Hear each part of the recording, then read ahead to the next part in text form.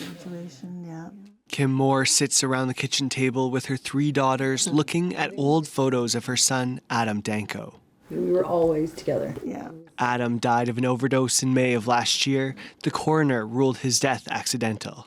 This is the toxology report right here, what he had in his system, right? That report showed Adam had 7 times the lethal amount of fentanyl in his system when he died, leading his family to believe his death was intentional. So I figured if he overdosed, it had to, have been a hot shot. She's talking about a concoction of drugs intentionally laced with a lethal dose of fentanyl or other synthetic opioid. I guess he was trying to get into housing, and all of a sudden he got this place, right? Adam's death occurred in his 3rd-story apartment. His mom and sisters found him. Crystal phoned 911 and they said, roll him over. And I said, he's been dead for 2 days. The family says his unit had been ransacked, and for a few days before his death, Adam had been avoiding someone.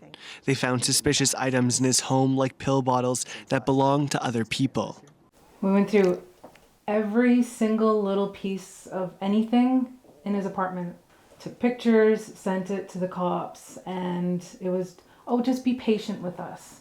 But never any response, no investigating of their own. Police say they did open an investigation into Adam's death, and now, nearly a year later, it's still ongoing. But Adam's family and addiction advocates in Thunder Bay worry city police aren't doing enough to investigate overdose deaths. They believe some homicides are slipping under the radar of authorities.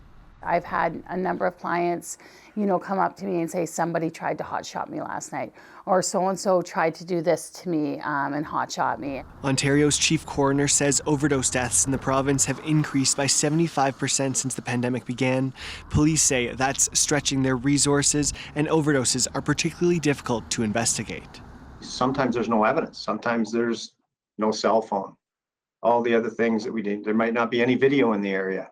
There might not be any witnesses to this. And we might not have anywhere to start. When I see monarch butterflies, he's around. Kim Moore says there must be more police can do to help families like hers who've lost loved ones to drugs and still have questions. Logan Turner, CBC News, Thunder Bay.